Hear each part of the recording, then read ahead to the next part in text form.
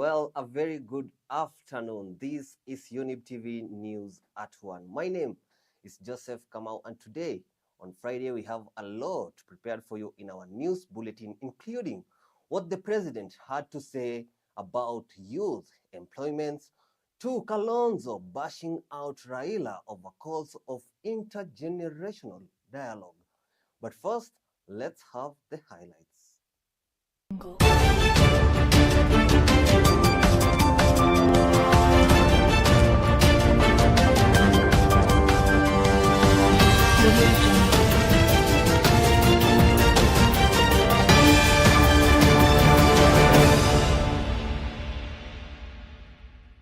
For goodness sake, why would anyone incite the burning of enterprises that employ our people, our youth and our women and the men, and feed our families?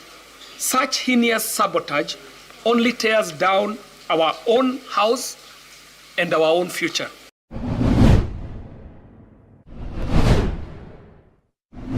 Give our very poor, vulnerable poor people to pay 300 shillings. Today, even a widow who does not even have a house is being asked to pay 800. And she's being told, you cannot be treated unless you pay for a whole year. This is a thorn in the flesh of Kenyan people. We want to urge our public health institutions to take that.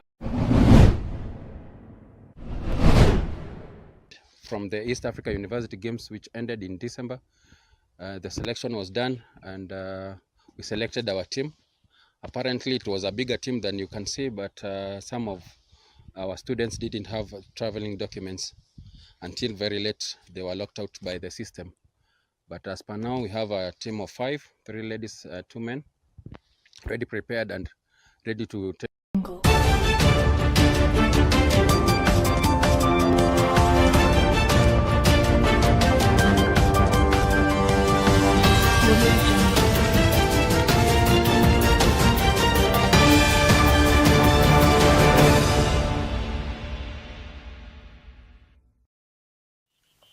Welcome. Now on to our first story. President William Ruto has challenged his competitors to outline their alternative agenda for job creation. The president said inciting the youth to cause chaos and destroy property cannot be the alternative to job creation. He said he has a solid plan that is already generating hundreds of thousands of jobs for young people, contrary to his rivals who, he said, have no plan for the youths. He pointed out that the Climate Works program that has created 200,000 jobs nationally will create more than 320,000 in the near future, including in the affordable housing program. This number will be doubled in the next 3 months. Moja, mbili, tatu, tumshangilie rais kwa vijana 20,000 wanafanya kazi Climate Works. Nimesema hivi, kuanzia Jumatatu, kuanzia Monday, Jumatatu, tunaongeza vijana wengine 20,000 wa kufanya hii kazi. Kuanzia mwezi ujao, tunataka kuongeza vijana ambao wanafanya kazi kwa Climate Works. Na tunataka tuongeze vijana wanaofanya kazi kwa mambo ya affordable housing kutoka vijana 1,300 mpaka vijana 1,600 watakaofanya kazi kwa mpango ya affordable housing. Sikubali na viongozi wenye hawana mipango yoyote, watu wa ukabila na chuki, watu wa kisirani na kuendesha vita na kupanga vita ya kuharibu mali ya watu wengine. Mpango yao ni kupanga vijana waende waharibu mali ya watu wengine na kuchoma mali ya watu wengine. That cannot be an alternative plan for creating jobs in the Republic of Kenya. I am asking and I am telling my competitors, you have no credible plan on what you want to do about these young people of Kenya. Mimi nimeambiwa vile vile kuna mtu anataka kuchukua uwanja yenu hapa. Mwambieni huyo mtu mwenye anataka kuchukua kiwanja yenu, mambo ni matatu. Ati mambo ni mangapi? Na pale kwa hiyo kiwanja mimi nitakuja niwasaidie nijenge mahali ya mchezo ya vijana wa hapa. Now on to other stories. About Wiper leader Kalonzo Musyoka has accused ODM leader Raila Odinga of hypocrisy over his proposal for an intergenerational dialogue with the aim of linking the gap between the government and the country's youth. Kalonzo, who spoke in Kilome after adorning the commissioning of the Maria Salus Health Facility in Kiongwani, Makueni County, has however tasked the former premier and his political ally President William Ruto to instead embark on resolving issues raised by Kenyan Gen Zs. My friend Raila alisema tufanye na intergenerational dialogue. Hawa watoto don't want dialogue. They want to get university education and a proper funding. They want to get the highest learning institution. They want to be able to, those of them in lower cadres, Kenyans are mourning. We cannot take it. We just want no dialogue with Ruto. Hatutaki mazungumzo. Mazungumzo ya kufanya nini? Tunataka haki chini ya katiba. Amesema enough is enough na akasema watoto wapigwe miguu kwa risasi. Hakuna rais mwingine, even the worst dictators have been able to make that proclamation.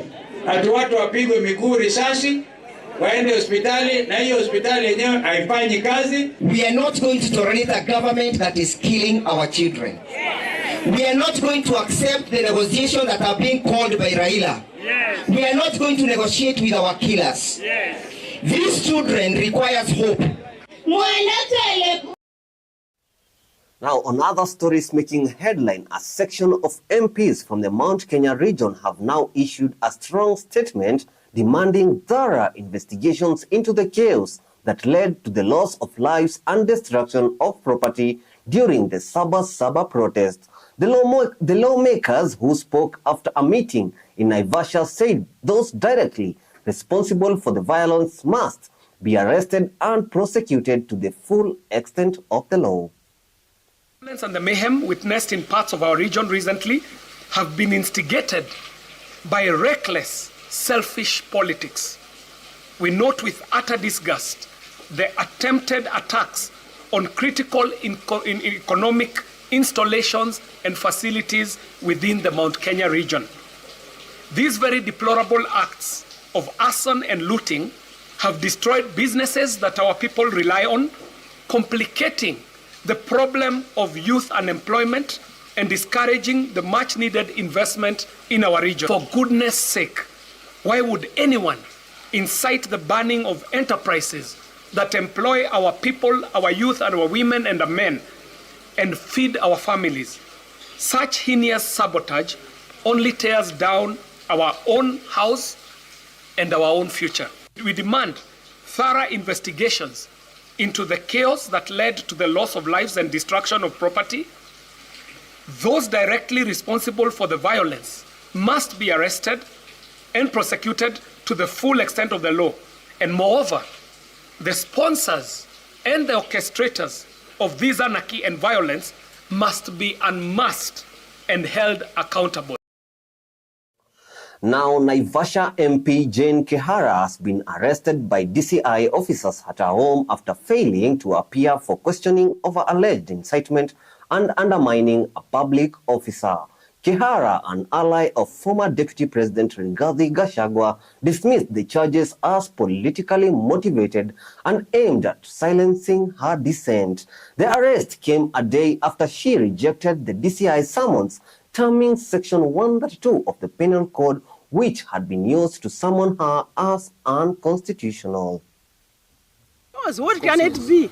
Mimi sijaingia police station maisha yangu yote. Sijaandikwa kwa hiyo kitabu. Na mimi si pastor. Ile nasafanyanga ni siasa. So wacheni twende tukasikie mbele. So what do you tell your Naivasha people? Well, to be firm. Na tuombe. Na tuseme ni one term. True. One term. We have not told her what a specific crime or what specific the specific reason why she had been invited here. They have said that for them was just to process her and take her to DCI Nairobi. So that's why I also want to rush there so that we can understand what reason is there? You cannot recalibrate evidence on any matter, on any crime. You have to have watertight evidence on something that you accuse anybody of. Be arrested. Let me also tell you that all of us will be arrested. It's only that our day has not come. So leo ni siku ya Jane Kihara, last week ilikuwa siku ya Mukunji, next week itakuwa siku ya nani, hata mimi siku yangu inakuja na ule mwingine, na kila mtu atashikwa siku yake, and we are ready.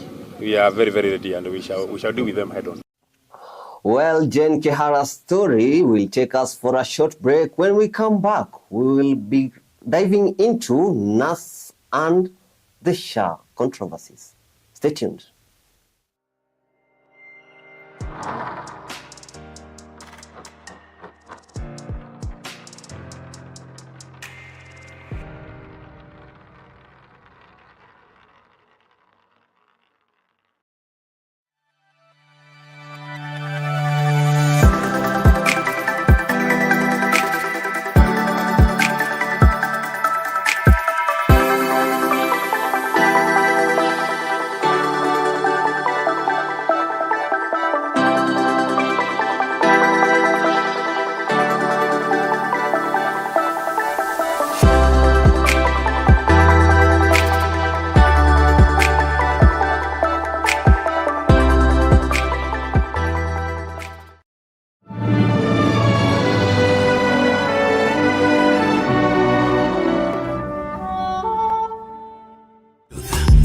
The best.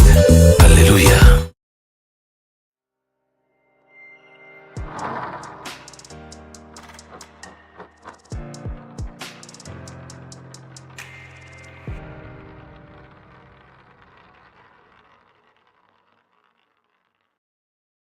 Welcome back. This is Younib TV News at 1. Now, the Kenyan National Union of Nurses and Midwives is faulting the Social Health Authority means testing contributions tool, saying it is ineffective. Led by the union's National Secretary General, Seth Panyako, the nurses want SHA to redesign the tool in a manner that reflects the true economic position of households across the country. We said we will give our very poor, vulnerable poor people to pay 300 shillings. Today, even a widow who does not even have a house is being asked to pay 800. And she's being told, you cannot be treated unless you pay for a whole year. This is a thorn in the flesh of Kenyan people. We want to urge our public health institutions to take that seriously, because we are supporting the Honorable Minister on that one fully. One nurse cannot provide care for 40 patients. It has never happened anywhere. We are saying we want quality healthcare services to our clients. There is need that all cadres are given equal training opportunities. It is not that just one cadre is being supported in going for trainings. We want the nurses to be supported. Now, into other stories, Interior CS Kipchumba Murkomen has warned individuals supplying firearms in the troubled Kerio Valley region, vowing tough action. Speaking in Kapenguria during the 16th Jukwaa la Usalama tour, Murkomen said the government will intensify its effort to eliminate banditry and restore peace in the area. Police have mapped out persons who are engaged in this trade, and I just need to warn them, because many of them are wearing suits and own vehicles. We know them now, we have their numbers, they are being monitored, they are due to be arrested. I just want to warn them that if they find themselves in crossfire, we don't want them to come crying that, oh, you know, the police should have done this or that. We know those criminals who are in this area, and I want to tell them they need to behave. And Mutua asijifanye mclever ati we ni kiongozi. Particularly Elgeyo Marakwet and West Pokot, the island side is now fairly contained, although we are aware that, you know, once in a while they still have some cases of stealing of livestock, but recoveries are made. As you progress down to through Pokot Central to particularly the Cheptulel area, Chesegon area, all the way to Lomut, we still have a huge challenge there.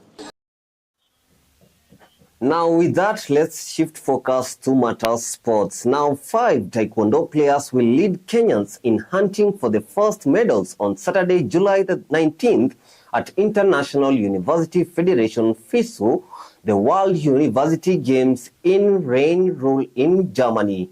The Taekwondo team leader Selina, who holds the title of welterweight champion from the East Africa University Games, was optimistic that when they arrive in Dusseldorf, they will compete for the title she secured in December at the regional games.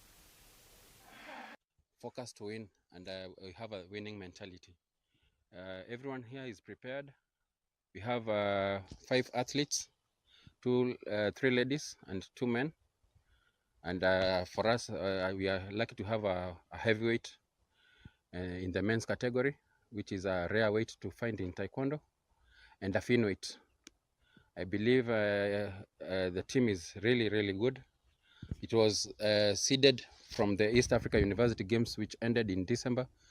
The selection was done, and we selected our team. Apparently, it was a bigger team than you can see, but some of our students didn't have traveling documents. Until very late, they were locked out by the system. But as per now, we have a team of 5, 3 ladies, 2 men, ready, prepared, and ready to take. Well, we have come to the end of our news bulletin at 1 here at Younib TV. My name is Joseph Kamau. As we part ways, remember, my dear viewers, work starts on a Monday, but life begins on a Friday. Have a blessed afternoon.